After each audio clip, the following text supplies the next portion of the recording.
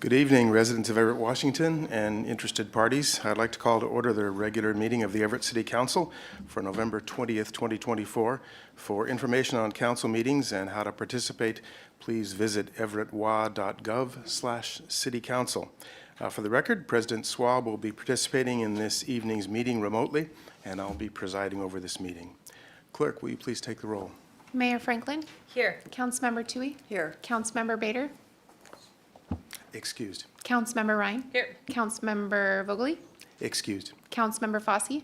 Here. Vice President Zarlingo. Here. Councilmember Schwab. Here. Thank you. I'd like to ask Councilmember Ryan to lead us in the Pledge of Allegiance. Sure thing. Please stand. I pledge allegiance to the flag of the United States of America and to the republic for which it stands, one nation, under God, indivisible, with liberty and justice for all. Councilmember Toohey, will you please read for us the land acknowledgement? Certainly. The City Council wishes to acknowledge the original inhabitants of this place, the Stohoche people and their successors, the Tulalip tribes. Since time immemorial, they have hunted, fished, gathered on, and taken care of these lands and waters. We respect their sovereignty, their right to self-determination, and honor their sacred spiritual connection with the land and water. We will strive to be honest about our past mistakes and bring about a future that includes their people, stories, and voices to form a more just and equitable society. Thank you. If we have presenters or public commenters on Zoom, excluding Council President Schwab, of course, please leave your video off and audio muted until we call on you. Thank you. First, do I hear a motion for the approval of the minutes of the council meeting of November 13th, 2024? So moved. Second the motion. Thank you. Clerk, please take the roll. Councilmember Toohey. Yes. Councilmember Ryan. Abstain. President Schwab. Yes. Councilmember Fossey. Yes. Vice President Zarlingo. Yes. Good evening, Mayor Franklin. Good evening, Vice President Zarlingo and Council and community. I have a few comments this evening. First, I wanted to start by thanking all of our team members that played a role in preparing for and addressing the impacts of last night's windstorm. It clearly takes careful planning and coordination to ensure our essential operations can continue during emergency situations. Early in the evening yesterday, our water filtration plant and many of our sewage lift stations lost power as the storm picked up. Thankfully, our staff and the generators we invested in ensured we could keep our operations going even without power. Our police and fire crews remained available, responding to calls for service throughout the night. Our parks, facilities, and transit teams addressed the issues as they arose, and operations continued as usual today. And of course, I want to thank our Snohomish County PUD for all their work in restoring power and continuing to restore power for some of our residents that still don't have it in our community. Next Thursday is the Thanksgiving holiday, so it's a good time for me to express my appreciation and gratitude to our entire city team, as well as all our city partners and this council. We've had a busy and challenging year, and together we've accomplished much for our city. Thank you. I'd also like to thank our residents. You guys have been very engaged this year and are a big part of what makes Everett such a special place, your contribution, so thank you. And in the spirit of the holidays, our city teams are giving back. Last Saturday morning, the Everett Police Department partnered with Millennial Ministries and delivered bags of foods and turkeys to families in need in South Everett. The Everett Firefighters Association will be hosting a free Thanksgiving dinner this weekend, Sunday, November 24th at the Carl Gibson Center at noon and again at 2 p.m. So you can sign up at the center with the form or with the form on the Everett Firefighters Facebook page. And if you're looking for opportunities to give back, Everett Transit is hosting Stuff a Bus, collecting donations at Fred Meyer's on Murphy's Corner for 3 weekends starting on November 30th. Our AFSCME members are organizing 2 charitable drives, one to support the Burn Children's Fund and one to collect food and supplies for the Everett Animal Shelter.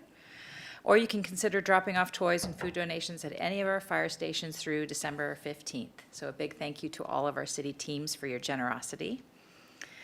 With that, wintertide is here, and we have our beautiful snowflakes and tree lights along Colby Avenue. Tomorrow, the Downtown Everett Association is hosting Wintertide Sip and Shop event.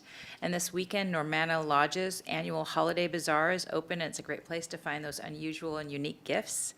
Next week is when Wintertide officially kicks off with our grant-funded tree lighting and celebration on Friday, November 29th. The event will be from 2 to 8 p.m. at the intersection of Colby and Hewitt, and also includes the Everett Historic Theater. This year, to save costs, Santa will not be arriving on a fire truck, but he will be arriving on a red Everett Transit bus. So thanks very much to our friends at Everett Transit. There's going to be magical snowfall and wintertide workshops, Santa photos, movies, holiday character meet and greets, and so much more. So I encourage all of our residents to come join the fun. And these types of events are going to continue through New Year's.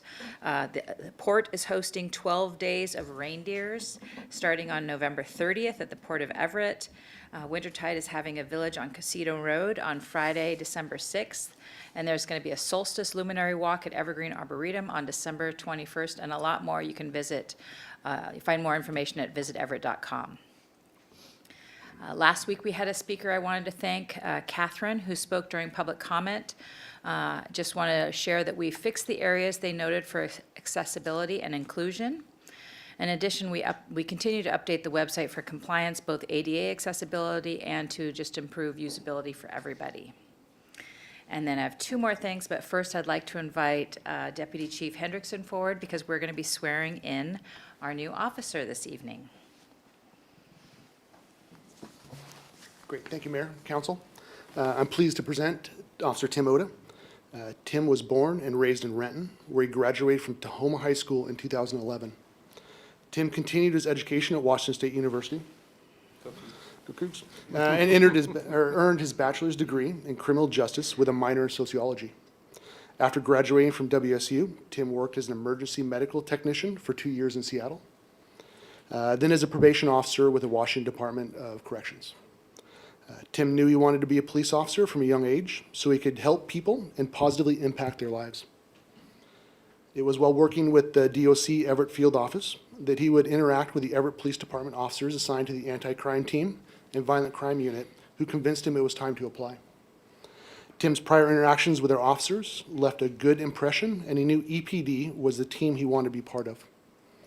He graduated from the Basic Law Enforcement Academy on November 13th and is excited to get into the community and begin his field training. Tim joins EPD with his wife, Amanda, and the two will be adding another member to the EPD family when they welcome their first child this spring.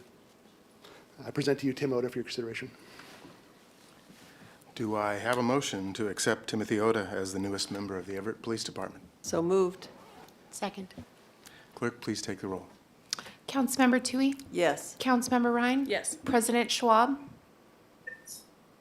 Councilmember Fosse? Yes. Vice President Zarlingo? Yes. All right, time now for the oath.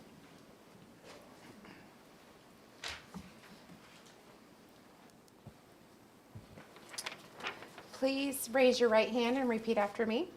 I, please state your name, I, Timothy Oda, do solemnly swear do solemnly swear that I am either a citizen of the United States or a lawful permanent resident that I am a citizen of the United States or or a a lawful lawful permanent resident, permanent resident, that I will support the Constitution of the United States, that I will support the Constitution of the United States, the Constitution and laws of the state of Washington, the Constitution and laws of the state of Washington, and the charter and ordinances of the city of Everett, and the charter and ordinances of the city of Everett, and that I will faithfully, honestly, and impartially and that I will faithfully, honestly, and impartially perform the duties of police officer perform the duties of a police officer according to the best of my ability. according to the best of my ability. Congratulations. Thank you. Thank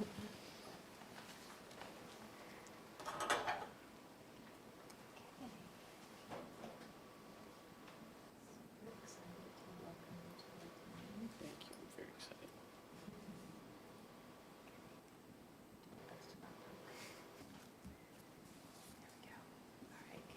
Thank you so much.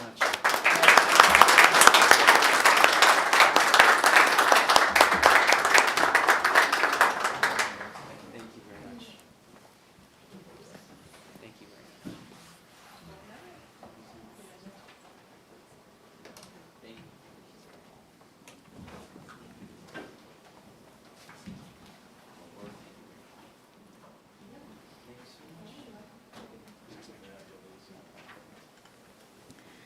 Congratulations and welcome.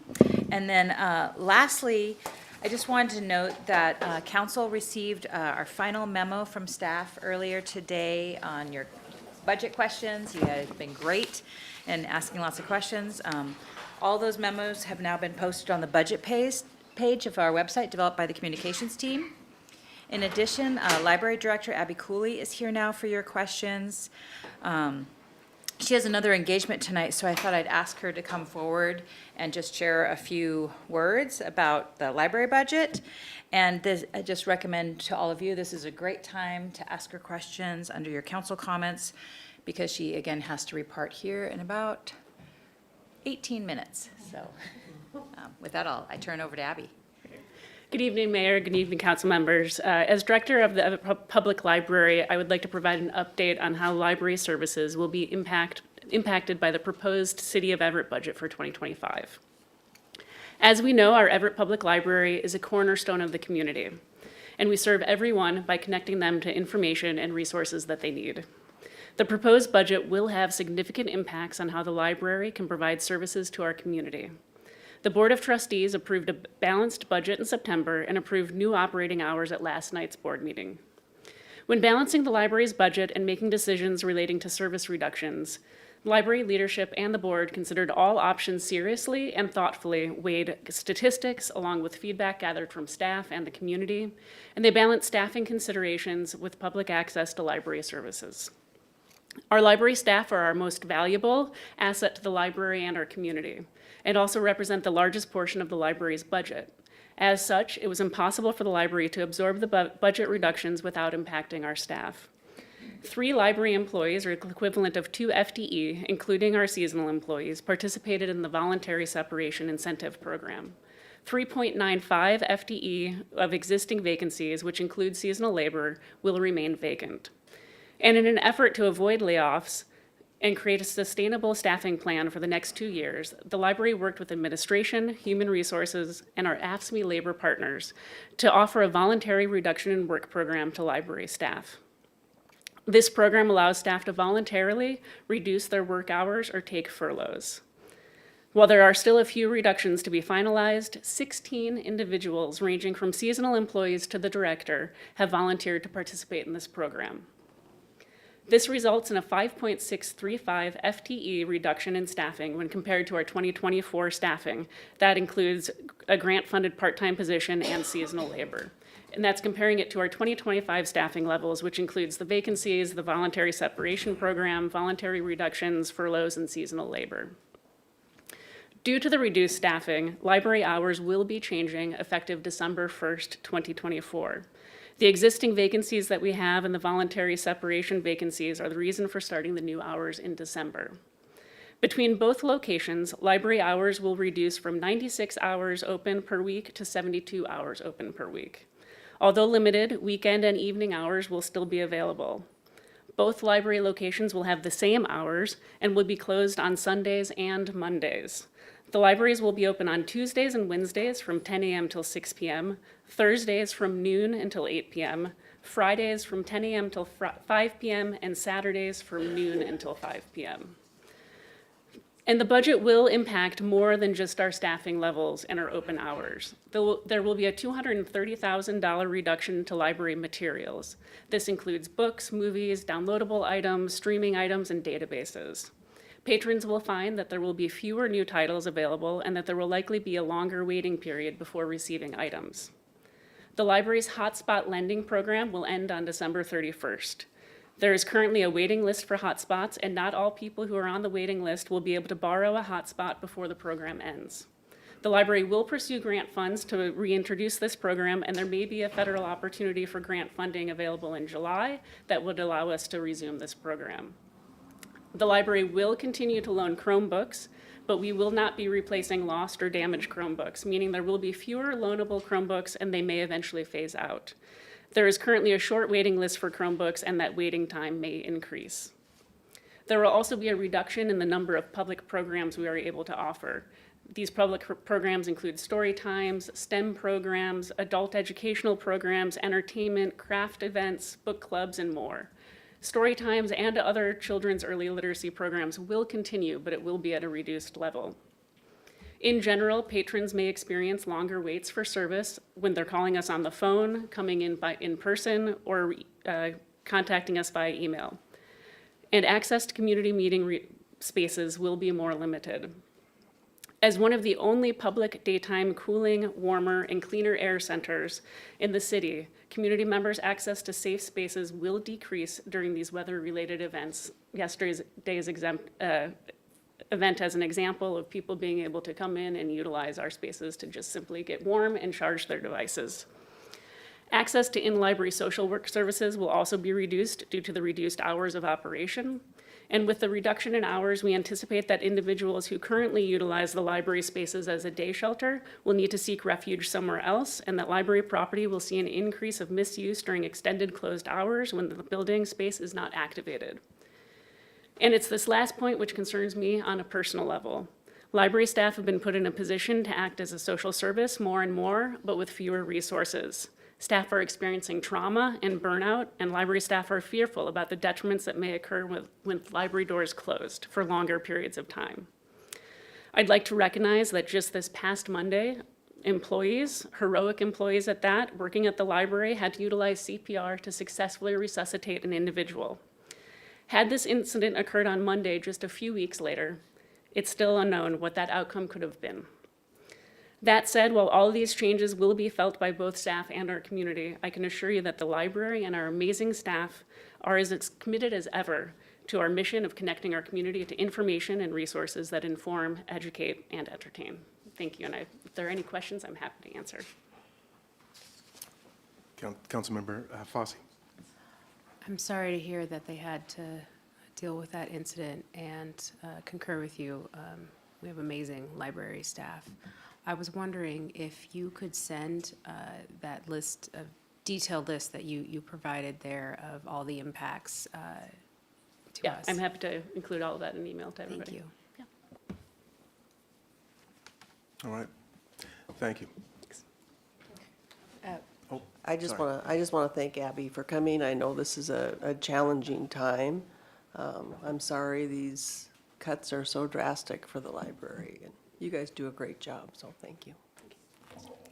Yeah, thank you, Abby, and I see our library board chair is here too. Thank you for your support of our team in the library, and you all do amazing work with very limited resources, and our community is fortunate to have you, so thank you. With that, no further comment this evening. Thank you, Mayor. Now it's time for our regular public comment period. This includes written comment acknowledgement. Under our rules, written comments are considered in the same manner as oral comments. The person submitting the comment must provide their name and city of residence. Written comments require this to be made part of the official council record. Angie, do we have written comments or anyone signed up to speak this evening? Good evening, Vice President Zarlingo. We have two written comments, one from Kat Baker regarding the budget and one from Patrick Hall regarding the property at 1301 Lombard property, and I provided these to council, legal, city clerk, and administration to be part of the record. And we have one individual here two individuals here in chambers to speak. One would like to wait till we reach item 24. But for now, I'll call up Shelley to the podium. And if you could please state your full name, city of residence, and you have 3 minutes to speak. Shelley Whitcop, Everett. Well, it's tiring having to address the 1301 Lombard property, AKA the Waits Motel again. As Kari and Holly, who spoke the last 2 couples of weeks here, as Kari and Holly, who spoke the last 2 couple of weeks here, had said, let's stick to the agreement and the current building code design standards that Scott Pattison had presented to us. I watched the Build Environment Council meeting last week. The neighborhood and Lombard neighbors don't want developers to be creative or consider stacked housing or some single-room occupancy building with a shared kitchen, as Chris Collier from the Alliance for Housing Affordability suggested. We want to move on. Please stick to the agreement for this property. This is a reasonable amount of housing for that location. Thank you. Thank you, Ms. Woodcock. All right. Yes, until item 24. Item 24, all right, thank you very much. And now it's time for council member and liaison comments. Councilmember Toohey. I have no report this evening, thank you. Councilmember Ryan. Great, good evening, everybody. Congratulations to our new officer. Thank you, Shelley, for your comments this evening. I appreciate the neighborhood's continued advocacy for what's best for the neighbors in that space, so thank you for coming this evening. As I'm sure committee chairs, our lingo will share, in our Parks and Quality of Life Committee meeting earlier tonight, we had two presentations.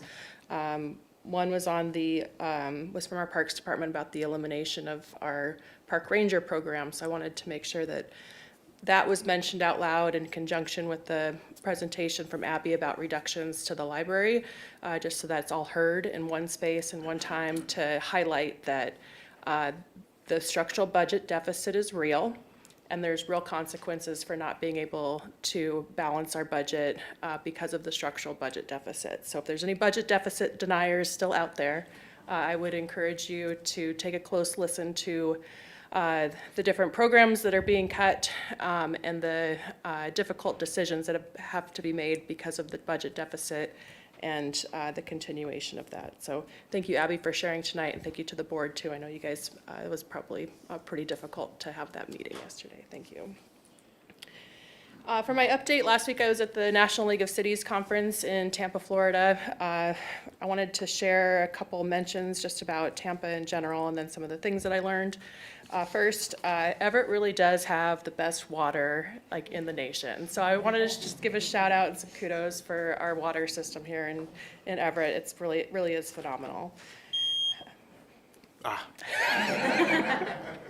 And then also they did a really amazing job with their different street murals on different crosswalks and whatnot. And for a city right next to saltwater, I thought that was a good reminder that we also could have street murals. And they also did a great job with leading pedestrian signals at their intersections. And I know we're working towards that here in the city, and I look forward to that. At the conference, I attended the Human Development Committee.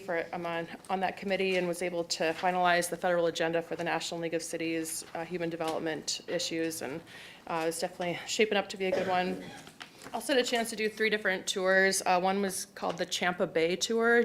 Tampa Bay has a number of different professional sports teams and minor league teams. We got to tour a couple stadiums, and it was really informative to hear how Tampa Bay approaches their Tampa Bay Sports Authority and sports in the community, especially with our upcoming votes about the stadium here at the city. So it was also good to hear about how these different stadiums served as anchor points for development of the community and redevelopment. And so it was just really fascinating and informative, and I'd be happy to talk more about it if anybody's interested.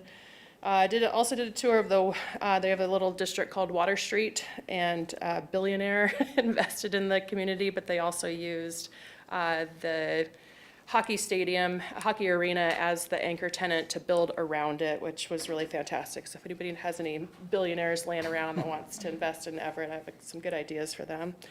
Also got a chance to do another tour and some other workshops, so it was great. Overall, very informative, and really appreciate the opportunity to go.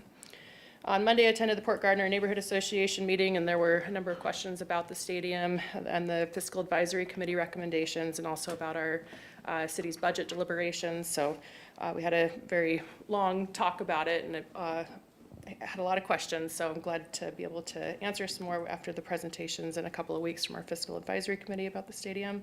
And last, just wanted to mention that this Sunday's the Everett Farmers Market has a pop-up harvest market here on Wetmore, so we can add it to the list of holiday events that Mayor Franklin had just shared. So thank you very much. All right, Councilmember Fossey. Thanks so much. First, congrats to our new officer. Thank you for your service. And I want to second Councilmember Ryan's mention to Shelley and others for your continued advocacy from our neighborhoods. We appreciate the reminder of knowing where you stand and what issues are important for you. So thank you for being here. I know it's an investment of time. And I am always reminded about how amazing our water is whenever I travel. Yeah, that's about it for today. All right. Thank you, Councilmember Fossey. Council President Schwab. Yes, thank you. Couple of things. There are consequences to managing our budget, and unfortunately, the library is receiving a large brunt of those decisions. And I'm very thankful for the staff and the leadership there. Also, hats off to the mayor and her staff. Just to remind everyone that we are looking at at least 31 cuts, either through voluntary separation or through layoffs. So it's very difficult as a city leader to see this happen, but it's the consequences of balancing a budget. On another note, I want to report real briefly on the Fiscal Advisory Committee for a multi-purpose stadium. Just want to remind everyone that there will be some more information coming out. So please be diligent in reading the material. We'll have to make a couple of big decisions. One will be a site location. So there'll be a mountain of information coming, and I know we'll all just process the budget. And so on to another really important decision that this council needs to make. Along with the budget item, I was directed to research the idea of reinstating some of our hours for our council administrator. I'm happy to say that there were some other reductions in the medical health plan. It's been really successful that we've adopted here over the last few years, and there were some savings there. And then I used some directed some contingency dollars to make up the difference. So at this point, we don't need an amendment or a motion to make any changes because it all falls under the same line item. Thank you very much. All right, thank you, President Schwab. Well, for my own part, a brief note: attended last night a virtual meeting of the neighborhood Pinehurst Beverly Park, which went fine, but was terminated at the end as we progressively lost power. I wasn't the first, but maybe the last in part of that meeting. And I do consider myself fortunate we had power only for about 7 hours or so in this storm. I want to thank our utility workers and first responders for their sustained work in this case in difficult and dangerous and kind of unpredictable conditions. Also, condolences to those who suffered damage and injury, and especially to the 2 families who lost a loved one in this storm. And then, as Councilmember Ryan mentioned, we had our meeting of the Parks and Quality of Life Committee. One of the other elements of that was our first discussion of a draft of a new noise ordinance for the city of Everett. And that's something that affects a lot of our community members. We'll be bringing that more broadly to council soon, and then I anticipate sometime in the next couple of months or so that will see the light of day and council action. And if you're interested in any of those things, the council committees are also, the recordings are on YouTube at the City of Everett's YouTube channel. So if you'd like to hear more about that discussion, some of the implications, enforcement, and some of the aims of that, and also your chance to provide feedback to the council, certainly when we consider the ordinance, but any time between now and then, that's what our general council comment period is about, and that's open every week, and of course, by email to us at any time. And now on to administration comments. Jennifer Gregerson. I don't have a report tonight. All right, thank you. To our city attorney, David Hall. Legal does also not have a report tonight, and there's no executive session. Thank you. All right. Thank you, Mr. Hall. Well, for going on to on our agenda to consent items, we have 13 consent items today. Do I have a motion for approving these consent items? So move the motion. Councilmember Ryan seconds. All right, thank you. Clerk, please take the roll. Councilmember Toohey. Yes. Councilmember Ryan. Yes. President Schwab. Yes. Councilmember Fosse. Yes. Vice President Zarlingo. Yes. Now we're moving on to proposed action items. We have a total of 6 proposed action items, which I'll read into the record as first readings tonight. First is Council Bill 2411-33, adopt an ordinance closing a special improvement project entitled Everett Smelter Drainage. This is Fund 336, Program 028, as established by ordinance number 3872-22. Third and final reading is expected to be on December 11th, 2024. Next, Council Bill 2411-34, the first reading, adopt an ordinance closing a special improvement project entitled Grand Avenue Park Pedestrian Bridge, Fund 303, Program 103, as established by ordinance number 3696-19. Third and final reading will be December 12th, 2024. Council Bill 2411-35, the first reading, adopt an ordinance closing a special improvement project entitled Port Gardner Bay Outfalls Water Quality Treatment Retrofit. That's Fund 336, Program 019, as established by ordinance number 3807-21. And that third and final reading is expected to be on December 11th, 2024. Next, Council Bill 2411-36, the first reading, adopt an ordinance closing a special improvement project entitled WFP, or Water Filtration Plant, number 4, Portal 4 Improvements, Fund 336, Program 018, as established by ordinance number 3894-22. Third and final reading also expected on December 11th, 2024. Next, Council Bill 2411-37, the first reading, adopt an ordinance closing a special improvement project entitled WPCF Bar Screens Upgrade, Fund 336, Program 027, as established by ordinance number 3947-23. Final reading also expected December 11th, 2024. And finally, Council Bill 2411-38, the first reading, adopt an ordinance creating a special improvement project entitled 2025 Federal Overlay. That's Fund 303, Program 131. And as with the others, third and final reading is expected December 11th, 2024. Now moving on to our next item, a public hearing and a proposed action item. This is Council Bill 2410-30, our third and final reading. Adopt an ordinance appropriating the budget for the city of Everett for the year 2025 in the amount of $944,422,185, anticipating a final vote on December 4th, 2024. A quick reminder, this council will not meet, and its normal Wednesday meetings will not meet 1 week from today. The next meeting will be December 4th. Jennifer Gregerson. Yeah, we have Heidi and Jamie Lee back to give you your last briefing on, or not that, on the budget amendment. Great.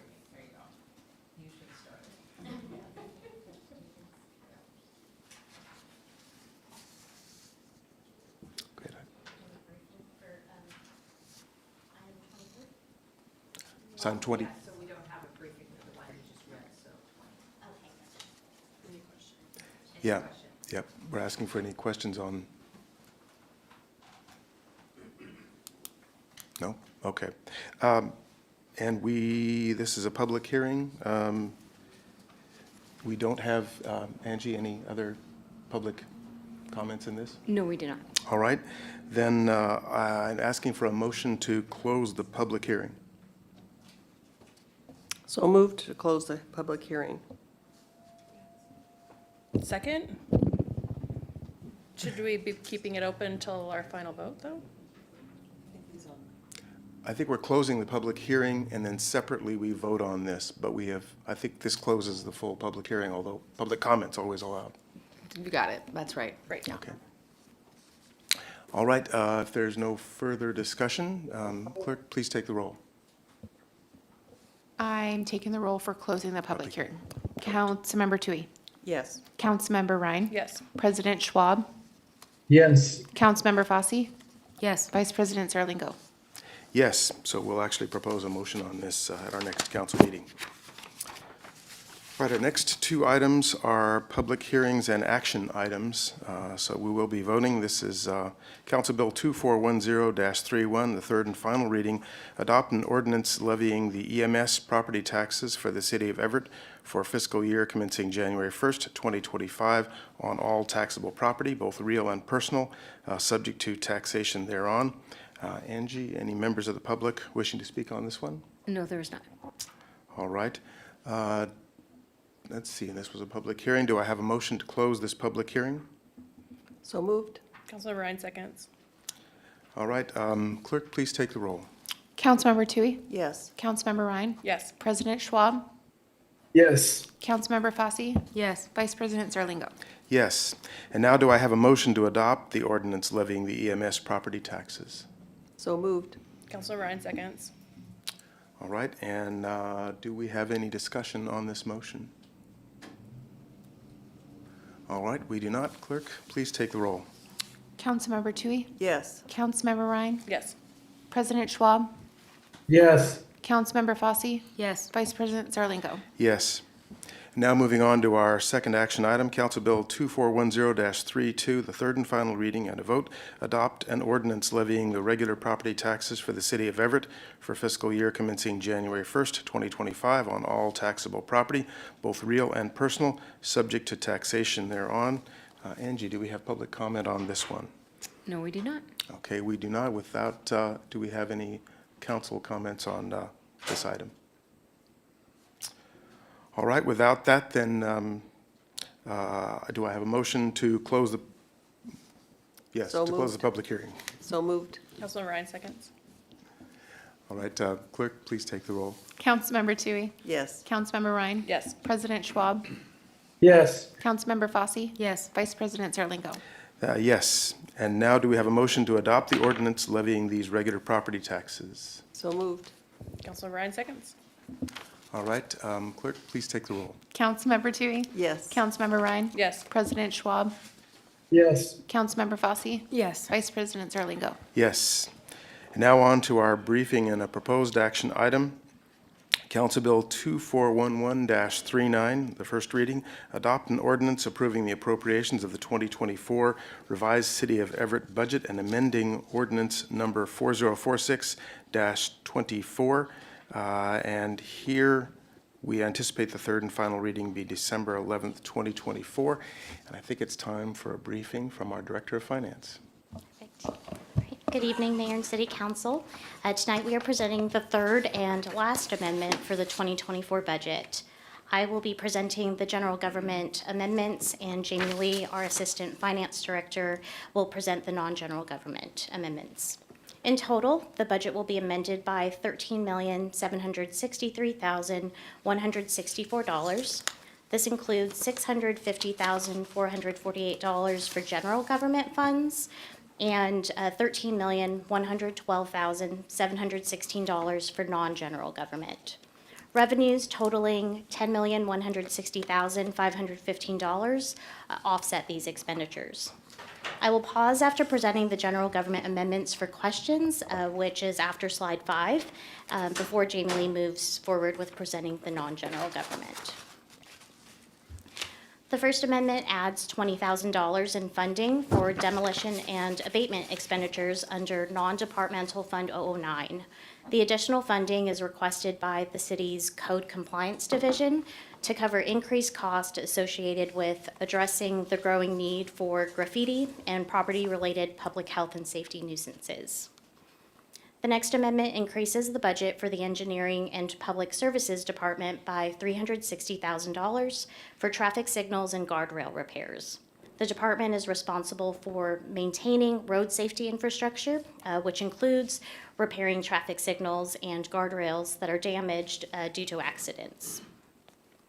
The next amendment increases the budget for emergency management by $3,000 to cover grant-funded expenditures. The department has been awarded a $3,000 grant from Serve Washington.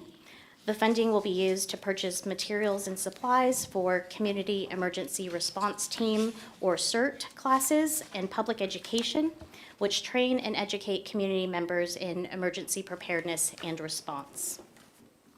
Emergency Management received a second grant from the Washington State Department of Ecology's Spill Prevention, Preparedness, and Response Equipment Grant Program for $49,000. The amendment will pay for a Connex box to store equipment, a non-absorbent oil containment boom and accessories to increase the city's ability to respond quickly to a spill, and training costs that are associated with oil boom deployment. And last on this slide, the Everett Police Department contracted with a production company for the On Patrol Live television program. Under the terms of this contract, the production company pays the department a fee to cover overtime expenses for officers working during the filming of those episodes. As of September 2024, the production company has paid a total of $22,100 to cover the overtime cost incurred by the department for its participation in the program. The next four amendments increases fire department's budget. The first amendment allocates $30,798 to the fire budget for costs associated with training hosted by the Seattle Fire Department and a hazardous material incident at the Port of Everett, both of which are reimbursed from those governmental agencies. The second amendment increases the fire budget by $62,023 to cover unanticipated vehicle repair costs, with a portion reimbursed through insurance recoveries. The third amendment adds $135,000 to fire's labor budget for providing wildland fire assistance across the state, all of which is going to be reimbursed from state and federal agencies. The fourth amendment increases the budget by $231,406. The department experienced 20 retirements this year, resulting in the need to hire and train almost twice the amount of personnel than anticipated. This amendment will address the excess cost of hiring and training new staff, covering expenses such as background checks, job postings, and training. Next is an increase to the library's budget by $4,700, reflecting the funds awarded through Snohomish County's Historic Preservation Grant Program. These funds will be used to digitize the collection of local architect Harold Hall, preserving his work and making it accessible to the public. The grant will cover the associated cost of this project. The last amendment on this slide increases the budgets of two departments for interfund labor reimbursements. First, it increases the Information Technology Department budget by $36,102 to reimburse the Water and Sewer Utility Fund for staff time spent on citywide cybersecurity initiatives. Second, it increases the Parks and Community Services Fund budget by $47,214 to assist the Everett Transit Fund with custodial activities and capital projects addressing short staffing issues.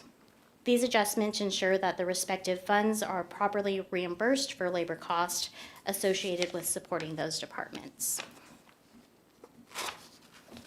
$135,062 will be added to the Parks and Community Services budget to support the Jetty Island Days program and ferry services. The city secured lodging tax revenues from both the City of Everett and Snohomish County and entered into a partnership with the Port of Everett to cover most program expenditures. Next is an amendment to provide the budget authority to comply with Governmental Accounting Standards Board Statement Number 96.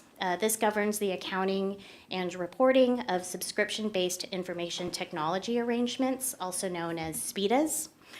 The amendment ensures that the city's budget can accommodate the financial reporting requirements associated with the subscription-based IT arrangements, ensuring compliance with both GASB guidelines for proper asset recognition, liability reporting, and expense tracking. The next amendment increases various departments' labor expenditure budgets to cover the cost, including separation payouts associated with the Voluntary Separation Incentive Program, or VSIP, as well as expenses related to layoffs and retirements. While the immediate cost of these payouts are reflected in this amendment, the savings after subtracting the cost, or net savings from the VSIP, is estimated at $1,350,000. The VSIP was approved by City Council as a strategy to reduce budget strain through voluntary attrition. As you know, administration took swift action after Proposition 1 failed, and the VSIP was part of the budget reduction plan to address the structural deficit for 2025.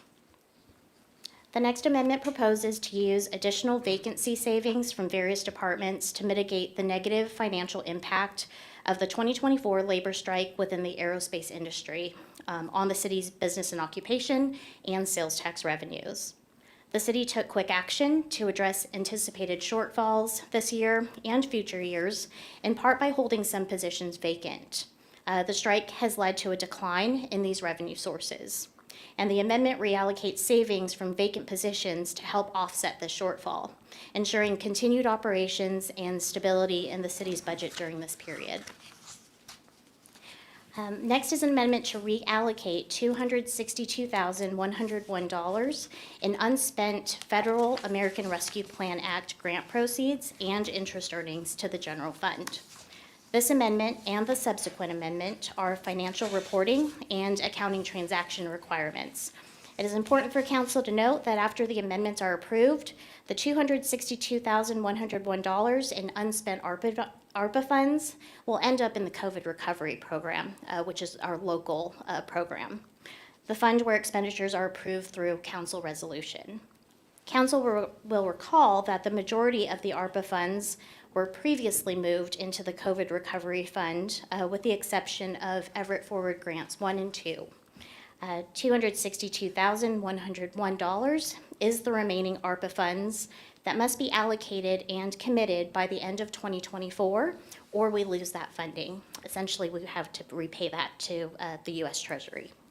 By moving this funding, we meet the ARPA requirements and retain this amount in the COVID Recovery Fund, which has no allocation deadline. That concludes the general government amendment, so I'll pause for any questions. Thank you. Councilmember Ryan. Great, thank you.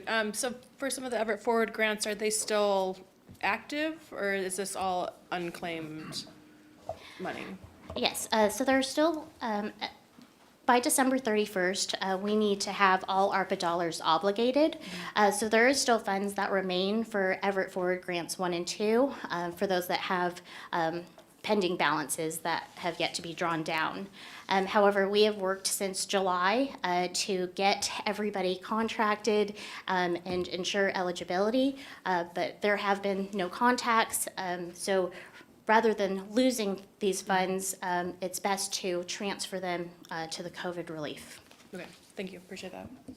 Yeah, that's just a small number of grants that people didn't follow through, or they didn't end up being eligible for some reason. All right. Looks like no further comments on general government, so we'll go on to non-general government. Okay. Moving on to the non-general government amendments.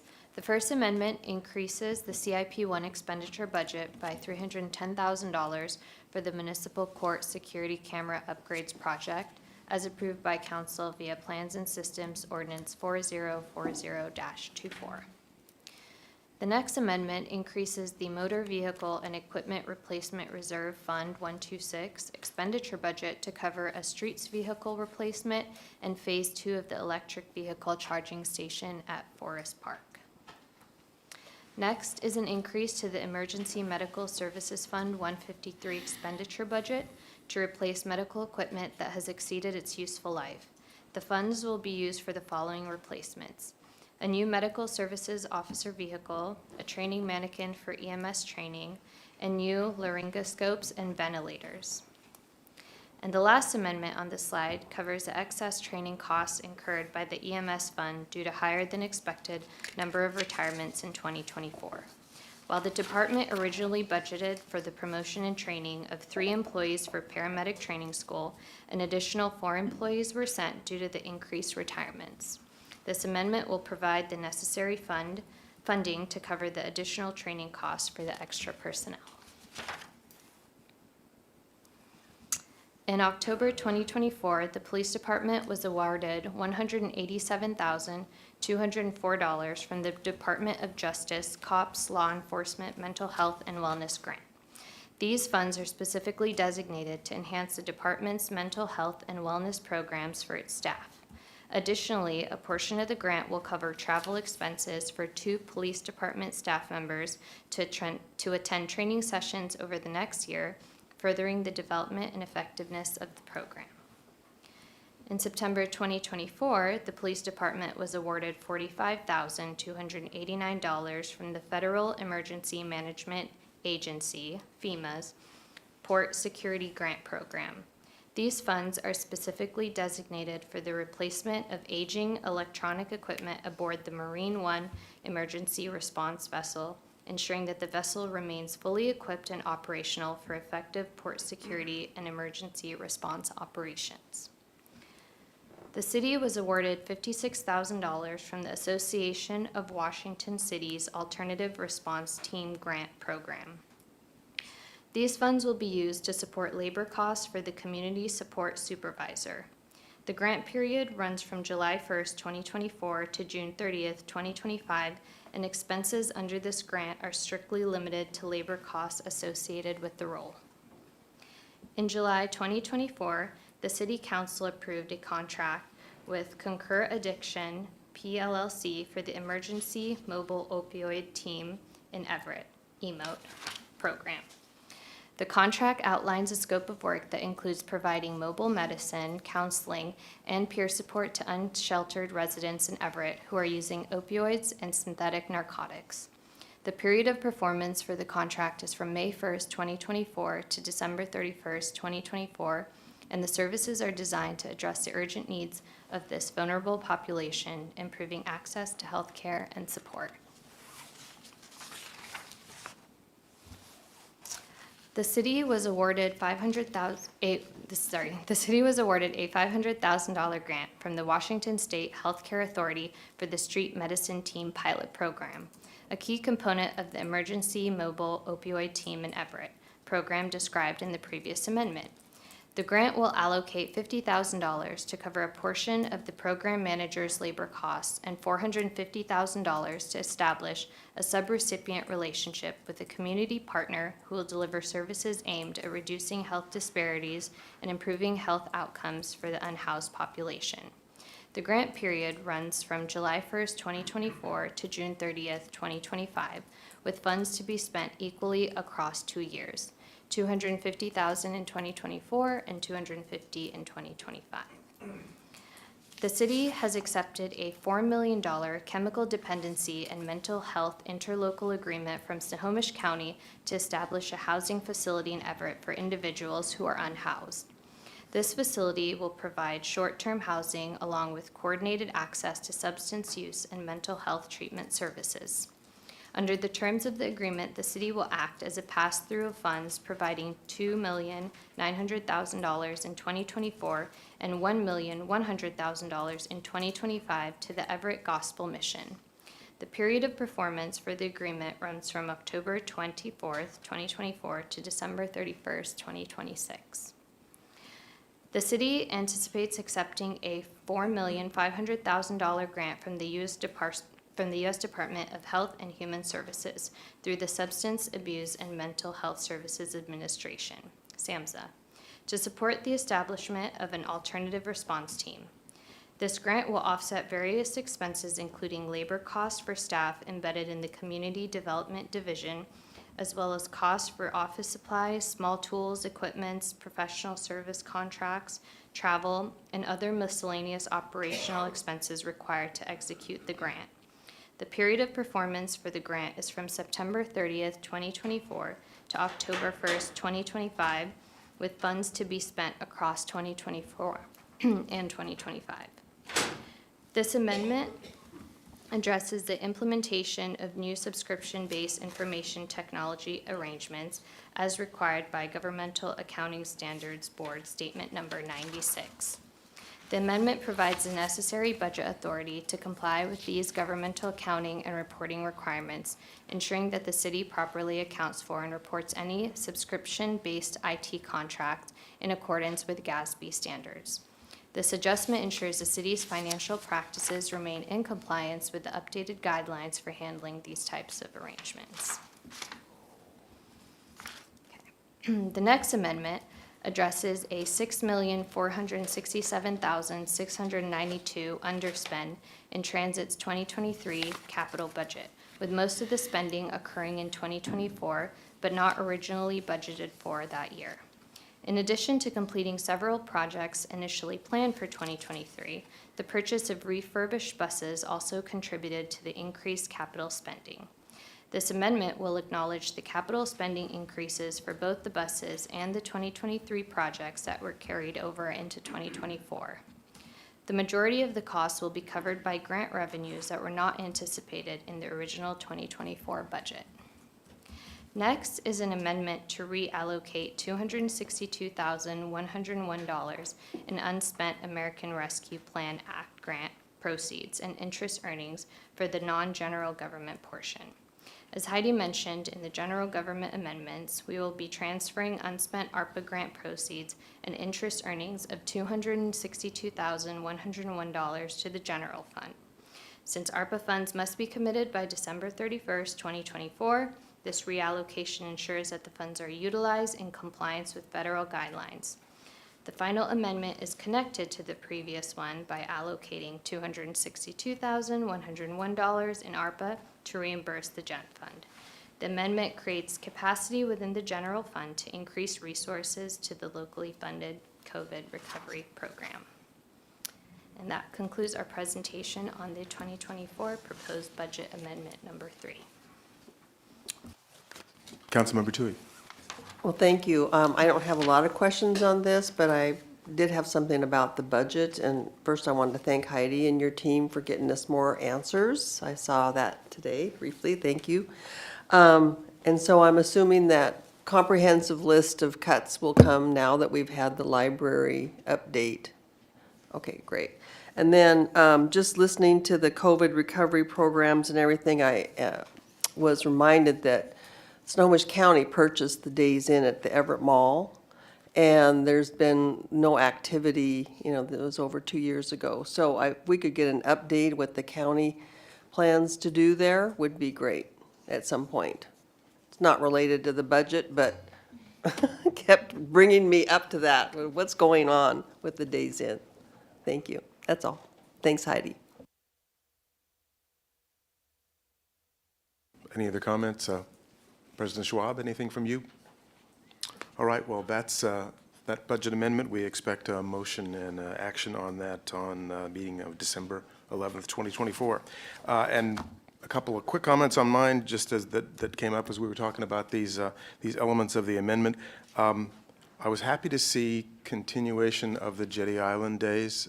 It's not a large expense, it's large participation, and one of the things that struck me about that is that it's a truly unique to Everett opportunity, both for recreation and for interacting with nature. There's no spot like it elsewhere near a city in Puget Sound, and that access is really remarkable. It's also supported in part by volunteer efforts, which our mayor is quite familiar with. So I'm happy to see that kind of thing, because I think a critical element for us as a city, as a council is, and city leadership, is to get maximum leverage out of all of the resources that we have, so that we can provide the best environment for our community members. And then one other note with respect to the mental health and wellness grants for police. It's not, I think, widely known that Washington has the lowest staffing of police officers per capita of any state in the country. And we do a heck of a job with that low staffing. So that, though, comes at a cost to our officers overtime and stress and the kind of events that they deal with. So I'm happy to see that kind of funding. I think that's it for that. Then we're on now to our last action item. This is authorizing the issuance of a solicitation for redevelopment of property located at 1301 Lombard. And Angie, I believe you said we had a public comment on this. Yes, we do. So Patrick, if you could please come to the podium. And please press the right button on the base of the microphone and state your, on the base of the microphone. There we go, it's on, we got it on. Okay. And then if you could state your full name and city of residence, and you have 3 minutes to speak. I'm Patrick Hall, and I live in Everett. City Council, Mayor Franklin, I live on Lombard Avenue, not Lombard, just 2 houses down from the former Waits Motel property, where I have been for the last 8 years, so I'm a newbie. I first wanted to thank the city for taking the bold step of condemning and demolishing the motel. When I supported the move, it was always with the assumption that the city would move quickly to redevelop the property and not leave the dented, graffiti-covered, weed-infested chain link fence, which we currently have, for any longer than necessary. For this reason and others, I support the solicitation to redevelop the property, and I support it as written without amendments. There has been discussion at City Council and also in the Built Environment Committee about modifications to accommodate some kind of affordable housing.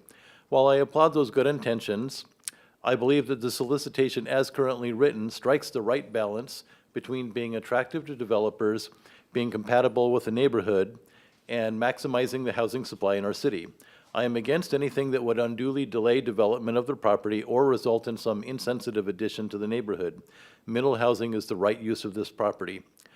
Keep in mind that the property is relatively small. Affordable housing projects are more economically viable on larger pieces of property, which can maximize the developer's investment. Furthermore, the entire 1300 block of Lombard, other than the former Waits Motel site, are original Donovan homes, which are part of an Everett Register historic district. As it is, the stipulation that roughly 16 townhomes be built with a 612 roof pitch and double-hung vertical windows is an extremely minimal design standard for compatibility with the district. Nevertheless, I still support the solicitation because I recognize that anything more restrictive could fail to attract interest. I would ask the council to please avoid the temptation to design by committee and to not place additional constraints on the solicitation. The current plan is a well-considered compromise between competing interests and one which the neighbors support. Thank you very much. Thank you, Mr. Hall. And I guess I'll note that we have something from Mr. Pattison. Good evening, Mayor Franklin, Councilmember Schwab, or President Schwab, excuse me, council members, Scott Pattison, staff. The rezone of 1301 Lombard was approved on October 23rd, 2024, and the property was declared surplus a week later on October 30th. On November 13th, 2024, the Built Environment Committee met and recommended marketing the site for not only for townhouses, but for also forms of middle housing, providing greater flexibility. This expanded approach is intended to improve the property's marketability and attract a wider range of offers. Additional design standards will be negotiated as part of the final project-specific requirements with the chosen developer. The development, which will include approximately 16 homes, aims to offer home ownership opportunities, including first-time buyers. The City Council will vote on final sale along with the terms and of the covenants. Thank you, Mr. Pattison. So as I understand it, then that vote will come in the future once we have a response to this anticipated solicitation for redevelopment. Correct. The next step would be to get appraisals of the value and then put it out on the market with our development standards. Okay, and those responses will come relevant to the requirements that we've put out? Correct. All right. Well then, do I have a motion for approval of this measure? Yes. I think, don't we normally do a motion and then questions? But actually, I guess there's no reason not to. If you have questions for Scott or... Just Scott, in reading the document, what was that? Anyway, in reading the document today, the project-specific requirements, were they changed at all? I didn't notice any changes from what you guys presented earlier. We added to be more flexible, and we added approximately 16 units. If a developer comes in and they think they can put 17 or 18 on there, then we would take a look at that proposal and evaluate it as. So what other areas did you put in some flexibility? Well, I think we changed some language from will to could, or shall to could. One on the second page of those covenants is probably the biggest change. It adds in the reference to other types of missing middle housing. So before it was strictly townhouses. After the committee, we suggested that it could be, I mean, there's not a lot of other types that really allow for ownership, but if a developer has an idea, they could propose that. Okay, all right, thank you. I just didn't see the changes. Yeah. Councilmember Ryan. Thank you. Can you share more about the process for deciding who the developer will be and if there's any sort of like standardized grading of any sort or just what the process looks like? We'll follow the usual kind of procurement processes. I've had a chance to participate on a couple of those, and they're usually pretty strict kind of grading that is followed in light of what's here. This, I don't know, Scott's doing some other types of procurement right now. Maybe you could speak to how you've handled that. I don't know if you have anything to add, or the mayor. Yeah, our procurement chair isn't here this evening, as they didn't anticipate that question, but she's the one who guides us through this and, sets up a standard where, we have the general guidelines here of this is what we're looking for. We have to go with the highest bidder. Is that how it works, or do we have to, what is the?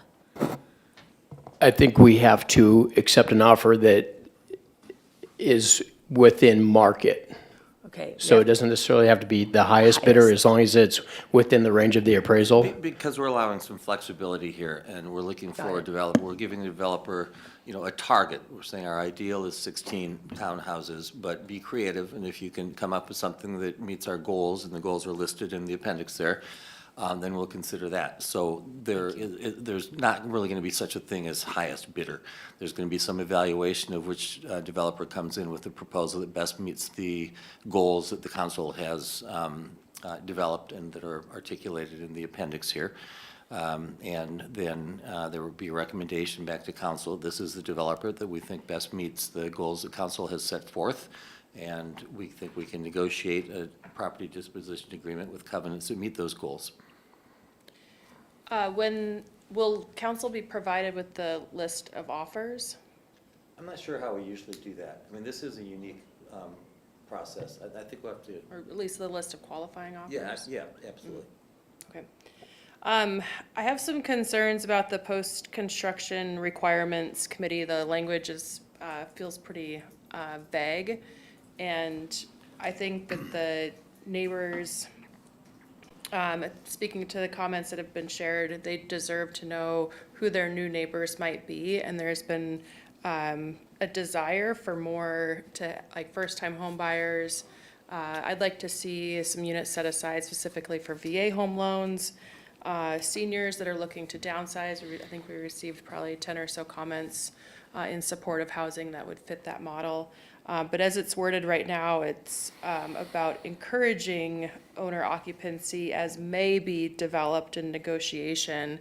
And I would rather see that it will be negotiated to make sure that the new neighbors that are moving into these spaces are going to be good neighbors, and that it fits in with the, not just like the aesthetic characteristics of the neighborhood, but also just the neighborly aesthetics. I think I'm sorry. I think one thing that we heard in the Built Environment Committee from the housing expert that Councilmember Vogel brought in, I forget his name, but a very knowledgeable guy, he made the point, and I think you all talked about this as well, that the more prescriptive we are, the more shalls instead of encouraged that we have, the fewer developers we're going to attract, and the more constraints the developers' lenders are going to have.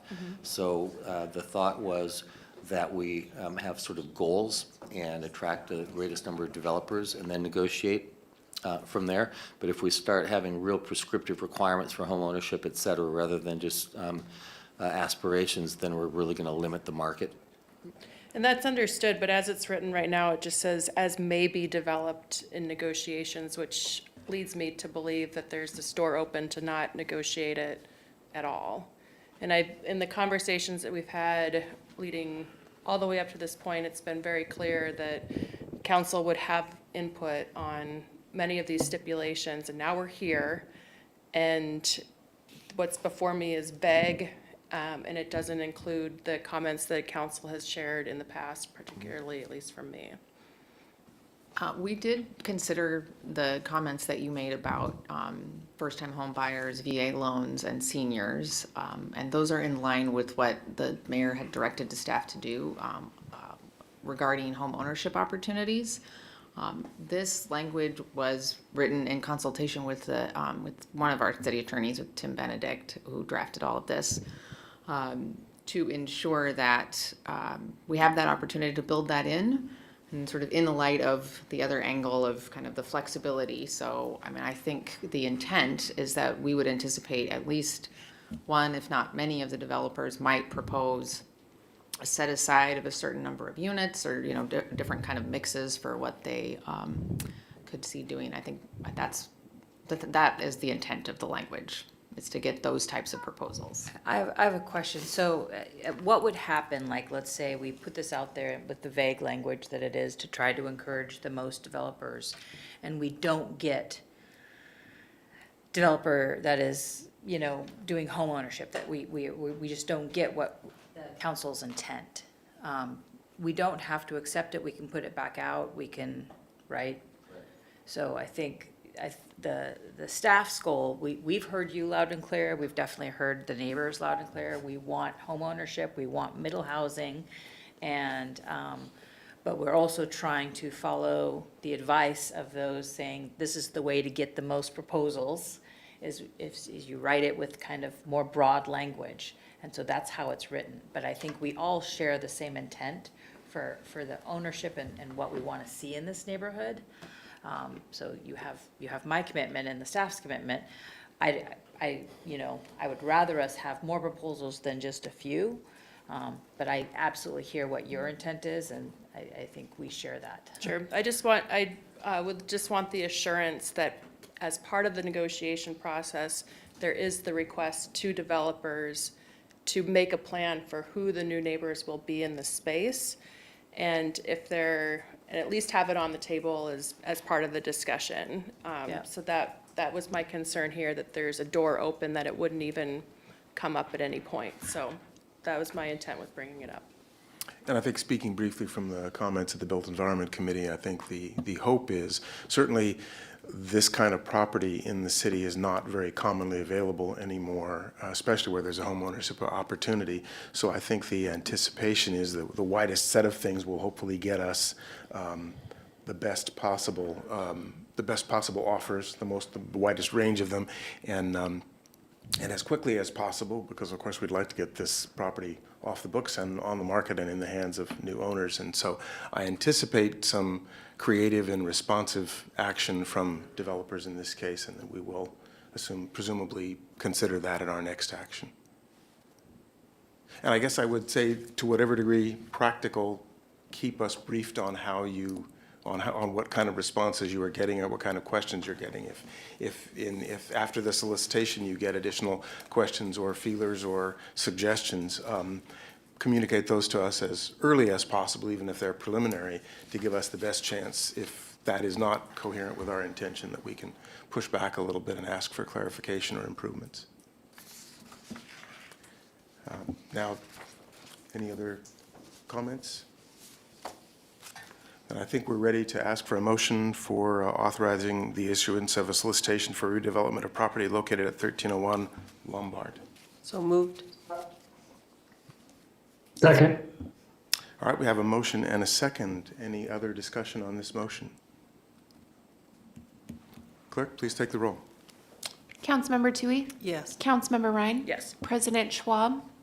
Yes. Councilmember Fosse? Yes. Vice President Zarlingo? Yes. With no executive session, I'll note that we will not be holding a council meeting next Wednesday, November 27th. We'll meet again on Wednesday, December 4th at 6:30 with no other items on the agenda and no other business. This meeting is now adjourned.